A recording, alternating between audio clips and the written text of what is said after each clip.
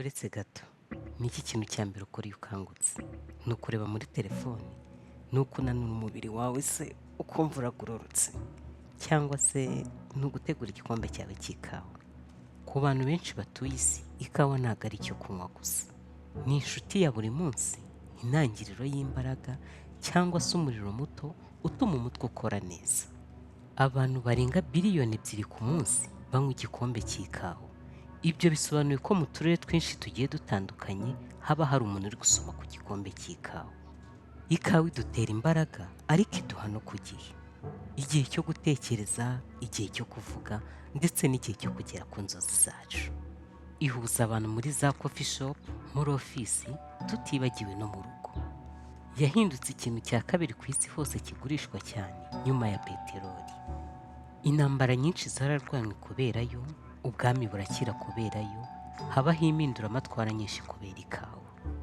Ariko iki nicyo gice cyayo gitangaje.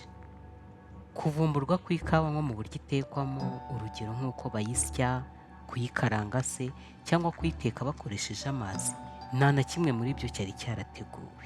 Ntibyigeze bivumburwa n'abantu bakomeye nk'umwami cyangwa se abahanga mu bya siyansi. Ikawa yavumbuwe n'itsinda ry'ihene ryarishaga ubwatsi ndetse n'umwana w'umuhungu waziragiraga mu misozi ya Etiyopiya. Yego, ihene izi ngizi usanzwe uziza amatungo. Ibi bintu byari bibayeho kubw'impanuka, byari bigiye guhindura amateka y'ikiremwamuntu. Kugira ngo bisobanuke neza, reka tubanze dusubire inyuma ho gato. Tubashe gusobanukirwa ukuntu utwo tubuto dutoya dutukura twaje guhinduka icyo kunywa cy'ingenzi mu batuye isi bose. Iyi si inkuru ku bijyanye n'ikawa gusa. Ni inkuru y'ubwiza, amakosa ndetse n'ubwiza butangaje bw'ibyo abantu bafumbura.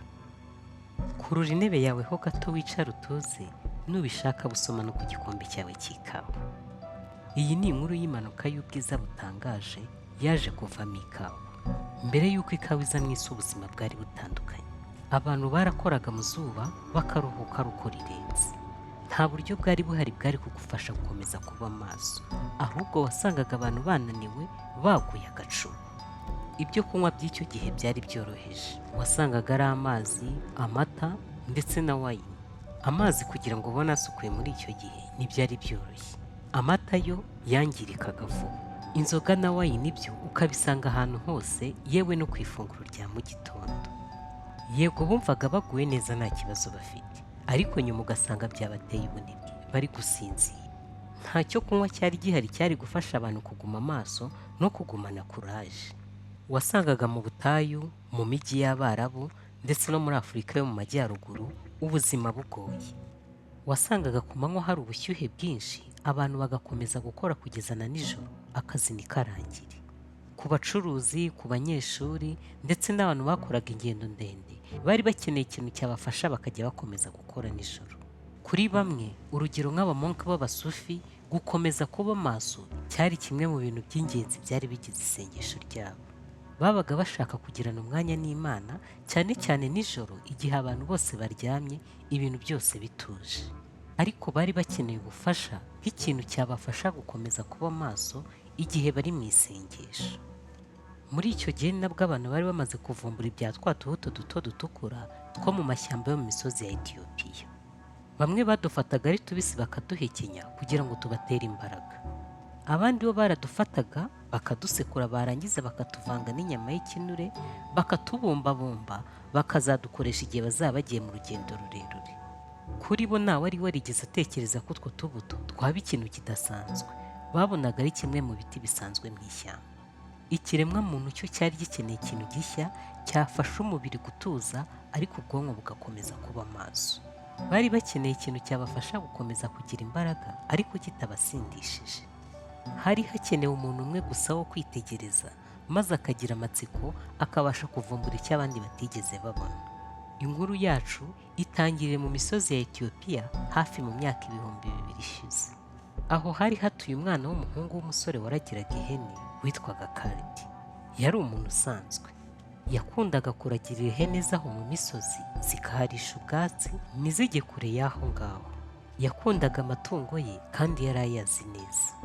Igihe kimwe yicaye yarazitegereje, azibonaho ikintu kidasanzwe.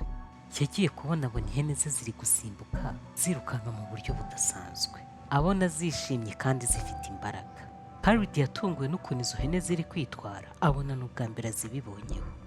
Nibwo yahagurukaga ajya aho zari ziri kurisha yitegereje, abona ziri kurya utubuto dutoya dutukura. Ku bw'amatsiko yasoromyeho nawe aryaho kugira ngo yumve. Uko amasaha yagiye agenda yakomeje kumva afite imbaraga nta munaniro. Niko kwibwira tuzi ko izi mbuto zitangaje zitanga imbaraga n'ibyishimo. Nta kindi yakoze, yahise afata izo mbuto azijyana ku rusengero rwari hafi aho. Rwari urusengero rw'abamonge. Yarinjiye asangamo umumonge, atangira kumutekerereza iby'izo mbuto n'uko zikora. Umumonge amaze kumva ibyazo byose aramubwira ati izi mbuto ni iz'amadayimoni, ahita azijugunya mu muriro. Bakizijugunya mu muriro barikanze bose, bagiye kumva bumva umwuka uhumura neza wuzuye inzu yose. Abamonke batunguwe n'iyo mpumuro ihumura gutyo bahita barebana bose. Nibwo bafataga kamwe ngo bahekenyeho bumve, bahita bumirwa. Bahise bakura za mbuto vuba vuba mu muriro, barazifata barazisekura, ifu ivuyemo bayivanga n'amazi ashyushye. Basomyeho uburyohe bumvishe, iryo joro abamonke banyweye icyo kunywa bitaga icy'amadayimoni. Mu isengesho ryose ry'iryo joro ntawigeze agiramo ibitotsi. Icyo cyari cyo gikombe cya mbere gikozwe cy'ikawa. Ikawa yari ibayeho atari kubw'ubuhanga, ubuvumbuzi cyangwa se ubundi bushakashatsi, ahubwo kubw'impanuka ndetse n'amatsiko. Ihene z'umwana muto w'umuhungu nizo zabitangije, abamonke nabo mu bwoba bwinshi bakurikiraho. Ikosa rimwe gusa ryari ribayeho, ryaremye ikintu cyahinduye isi yose. Rimwe na rimwe kuvumburwa kw'ikintu gikomeye bijya bibaho bitewe n'amatsiko ari mu mutwe w'umuntu ndetse no mu mutima we. Inkuru ya Harold n'abamonke byari intangiriro gusa. Ku ikawa aho urugendo rwa nyarwo rwo guhindura isi nibwo rwari rutangiye mu myaka myinshi yari igiye gukurikiraho. Twa tubuto dutoya twakoze urugendo rurerure, twambuka inyanja itukura tuva muri Etiyopiya tugera muri Yemeni ahagana mu kinyejana cya 15. Aho mu myaka y'1400 ikawa yari igeze aho yagombaga kuba iri. Muri Yemeni itsinda ry'abagabo bitwa abasufi batangiye kuyikoresha. Bavumbuye ko iyo ufashe ikawa ukayikaranga cyangwa ukayotsa, warangiza ukayikuramo ifu yayo ukayiteka mu mazi, iryoha kandi igakomera kurushaho. Yatumaga bumva bafite imbaraga kandi bakerekeza umutima wabo ku cyo bashaka gukora, n'umubiri ukaba ufite amahoro. Mu ntangiriro nta mashini zari zihari cyangwa se ibikoresho byo kuyitunganya, ahubwo barayifataga bakayikarangira ku ipanu, bagatega amatwi igihe bari kuyikaranga ukuntu igenda ituragurika gahoro gahoro, n'umuhumuro igenda ibyara. Uko umuhumuro wagendaga uzamuka, iyo warushagaho gukomera, nibwo bamenyaga ko igeze igihe cyo kunywebwa. Byari ubuhanga no kugira uburambe, ntabwo byari siyansi. Kwari ukwihangana no gutegereza bikozwe n'umutima n'intoki. Rimwe na rimwe ikawa yarashiriraga, ikazirura cyangwa yoroheje, ariko abasufi ntibigeze barikiraho. Bakomeje kugerageza bihanganye. Buri kosa bakoraga mu kuyitunganya byabigishaga ikindi kintu gishya. Baje kuvumbura ko kugenda umara igihe uyikaranga ariko irushaho kuryoha. Uko imara igihe ku muriro nibwo irekura amarangamutima yayo. Bidatinze icyo kunywa cyaje kumenyekana ku isi hose kirenga rya tsinda rya ba bagabo. Abacuruzi, abakora ingendo ndetse n'abanyeshuri nabo batangiye kuyikoresha. Bayise kawa, bisobanura icyo kunywa gitanga imbaraga. Abantu barayinywaga kugira ngo bige, bakore, basenge. Ikirenze ibyo byose barayinywaga kugira ngo bakomeze kumva bameze neza. Iki cyo kunywa cyahindutse ikintu cy'ingenzi mu buzima bwabo bwa buri munsi. Bayitekeraga mu dusafuriya duto tw'ibumba, iza gukwira ahantu hose, mu masoko, mu rugo ndetse no mu misigiti. Ntiyari ikiri ikintu gishya cyavumbuwe, ahubwo yahindutse umuco, iba umugenzo wo gusangira no gusabana. Urugendo rw'ikawa rwari urugendo rwo kwihangana no kwizera. Nta wigeze ayivumbura muri laboratwari, ahubwo yagizwe n'uko ibihe byagiye bihita, ariko bagenda bamenya kuyiteka no kwitunganya. Abamonke n'abasufi bo bayikoresheje kuko babaga bashaka gukomeza kuba maso igihe bari gusenga. Icyo batamenye kurushaho ni uko yakanguye isi yose muri rusange. Mu mwaka w'1500 ikawa yinjiye mu mujyi wa Maka, umwe mu mijyi ikomeye y'isi y'abasilamu. Abantu barayikunze, bakunda uburyohe bwayo, bakunda ukuntu wiyumva iyo umaze kuyinywa. Bidatinze ahantu hagiye hafungurwa, maze abagabo bakahahurira bakaganira ariko basangira n'ikawa. Aha niho hafunguwe inzu ya mbere ku isi yo kunyweramo ikawa. Imbere mu nzu wasangagamo abantu baseka, bishimye bari kuganira. Harimo impumuro y'ikawa nziza ihumura neza, byivanze n'umuziki woroheje uri aho ngaho utuje, abantu bari mu biganiro mpaka bidashira. Abantu babaga baganira kuri bizinesi, politike, imivugo n'ibindi byinshi bigiye bitandukanye. Mu mazu y'ikawa hahindutse ahantu hadasanzwe, aho wasangaga abantu baganira ntacyo bikanga batishishanye.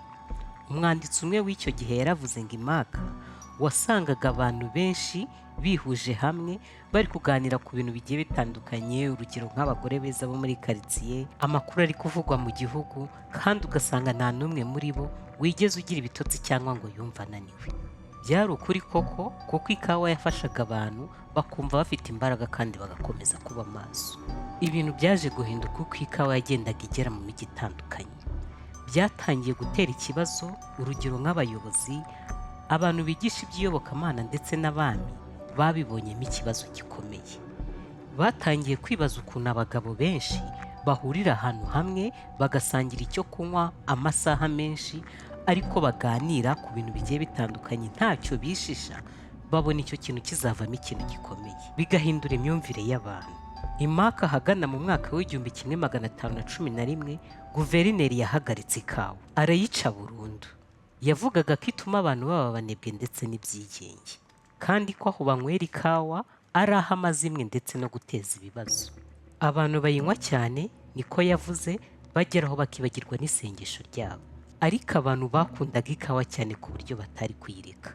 Bashyizeho ahandi hantu bazajya bahurira ari bakeya, bagasangira, bakanaganira badasakuza cyane.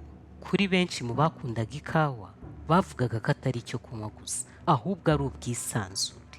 Byabahaga imbaraga zo gutekereza, kugaya ndetse no kuganira ku nzozi zabo. Ikawa igeze muri Europe yatejeho ikibazo gikomeye cyane. Abayobozi b'amadini barahagurutse barayirwanya cyane, bavuga ko ari icyo kunywa cy'amadayimoni. Bakavuga ko kuba yaravuye ku butaka bw'abasilamu byonyine nta mukristo ukwiriye kuyikoresha. Uko gukomeza kutumvikana ku bijyanye n'ikawa hagati y'abahagarariye amadini byaje gukomeza kuba ikibazo cyane. Mu buryo butunguranye habayeho ikintu batari biteze. Papa Clement wa munani wari uri icyo gihe yategetse ko bayimuzanira akayisogongera kumva. Akimara gusomaho bwa mbere yaramwenyuye, araseka aravuga ati iki cyo kunywa cya Satani kiraryoshye cyane. Yarababwiye ati ahubwo byaba ari icyaha turetse abantu tudahuje ukwizera bakayinywa bonyine. Kuva icyo gihe yahaye ikawa umugisha maze abantu barishima cyane. Ariko ntibyagarukiye aho, kuko amategeko menshi niyo yari yakunze iki cyo kunywa. Mu Bwongereza umwami Charles wa kabiri yagerageje gufunga amazu banyweragamo ikawa. Yavugaga ko abahahora nta kindi bakora usibye guteza ibibazo no kuvuga gusa. Ariko abantu barigaragambije, maze uko gufungwa kw'amazu y'ikawa kurahagarikwa. Ikawa yaratsinze, ntihagira itegeko ryabasha kuyihagarika. Byahindutse ikimenyetso mu kuvuga, gutekereza ndetse no gufunguka umutima. Ikawa imaze kwemerwa, isi yatangiye guhinduka. Aho ikawa yageraga hose yazanaga umuco mushya, imbaraga ndetse n'ibitekerezo. Icyo kunywa gito cyatangiriye mu misozi ya Ethiopia cyari kimaze gufata imitima y'imijyi ikomeye. Mu bihugu by'i Burayi amazu y'ikawa yari yarahindutse ihuriro ry'ubuzima. Buri wese yarisangaga, waba uri umukire cyangwa umukene, abakozi ndetse n'abanditsi. Abantu bishyuraga ifaranga rimwe gusa ku gikombe. Ibyo byatumye bahahimba izina rya Universite y'ifaranga rimwe. Kubera igiciro cy'igikombe cy'ikawa, washoboraga kuhigira byinshi kuruta ibyo wakwigira mu ishuri. Imbere aho mu mazu y'ikawa, abantu bahaganiriraga siyanse, ubugeni ndetse na filozofi. Batizanyaga ibitabo, bakaburana kuri politike, bakanibaza kuri ejo hazaza. Ahantu nk'aha niho impinduka zikomeye zatangiriye, nk'ivuka ry'ibinyamakuru, abavumbuzi ndetse n'impinduramatwara. Mu Bwongereza, imwe mu mazu banyweragamo ikawa baje kuhagirira igitekerezo, bahahindura imwe muri kampani za mbere z'ubwishingizi mu Bwongereza yaje kwitwa Lloyd Company. Ahandi naho haje guhinduka Stock Exchange y'Ubwongereza. Mu Bufaransa habanditsi ndetse n'abatekereza, urugero nk'umugabo witwa Voltaire, bahuriragaho banywera ikawa bakaganira uko abantu bagira ubwisanzure ndetse n'impamvu nyinshi zitandukanye. Muri Vienna ho abahanzi bavuga ko bisanze cyane aho banyweraga ikawa kuko ku gikombe cy'ikawa byabafashaga kubona imirongo n'ibitekerezo. Mbere y'uko ikawa ibaho, wasangaga abantu banywa inzoga ndetse na wayini ku ifunguro rya mu gitondo. Ibyo byatumaga bagira ubunebwe bakumva bafite n'ibitotsi. Aho ikawa imaze kuvumburirwa, igitondo cyagize umucyo, kigira imbaraga ndetse abantu babasha gukora berekeje umutima ku mirimo yabo. Isi yarakangutse ku nshuro yayo ya mbere. Ikawa yahaye abantu ikirenze imbaraga, ibaha kumenyana. Yahinduye abataziranye kuba inshuti, mu guceceka havukamo ibiganiro. Bihinduka nk'umuco, akazi ka buri munsi ndetse no gukundana. Uko ikawa yagiye irushaho gukundwa, ibintu byatangiye guhinduka, maze ikawa igenda igera mu duce tw'isi twinshi dutandukanye. Yambutse imigezi, imisozi ndetse n'ubwami bwinshi.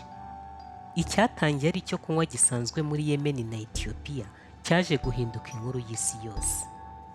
Yageze mu Barabu bayigira ibanga. Barayifataga bakabanza bakayitunganya, bakabona kuyohereza mu bindi bihugu, ku buryo nta n'umwe wari kuzigera uyihinga ahantu aho ariho hose. Ariko nyuma indi migabane nayo yashatse kumenya kuri icyo kintu kidasanzwe. Mu myaka y'1600 Abadaci bagerageje kubona ku biti bike by'ikawa babikuye muri Yemen. Batangiye kujya babihinga mu bihugu bari barakolonije, muri Java, muri Sri Lanka ndetse no muri Amerika y'Amajyepfo. Abafaransa nabo bakurikiyeho. Mu mwaka w'1723 umusore ukiri muto w'umwofisiye warwaniraga mu mazi witwa Gabriel Declier yafashe imbuto z'ikawa zikuye mu Bufaransa azijyana mu birwa bya Martinique. Ni urugendo rwari rurerure kandi ruteye ubwoba, ariko yagerageje gufata icyo giti neza kugeza n'ubwo yajyaga acyuhira ku mazi ye yo kunywa. Kuva ku giti kimwe yabashije kugeza iwabo, cyaje kubyara miliyoni y'ibiti byinshi byaje gukurira muri Amerika y'Abalatino. Nyuma ubuhinzi bw'ikawa bwatangiye guhingwa mu butaka bugiye butandukanye, muri Brazil, muri Colombia, Vietnam ndetse no muri Indonesia. Uku gukura cyane kw'ikawa kwatwaye ubuzima muri benshi mu bacakara bakoraga muri iyo mirimo. Ikawa yazanye ubukire n'ubukungu kuri bamwe, ariko ikaba akazi kagoye cyane ku bandi. Mu myaka y'1800 igihugu cya Brazil cyaje ku mwanya wa mbere mu bihugu bitunganya ikawa nyinshi ku isi. Kugeza n'uyu munsi ikinyobwa cy'ikawa kiracyakunzwe na benshi mu isi. Mu myaka yacu ibintu byaje guhinduka. Ubu ngubu hakozwe imashini mu Butaliyani zikora ikawa ikomeye, iryoshye kandi vuba. Ikawa yaratunganyijwe ku buryo uyinywa ahantu aho ariho hose mu gihe icyo ari cyo cyose. Waba uri umusirikare uri ku rugamba, waba uri umukozi uri mu kazi, waba uri muri ofisi, ahantu hose ubu kubona ikawa ntabwo bikigoranye.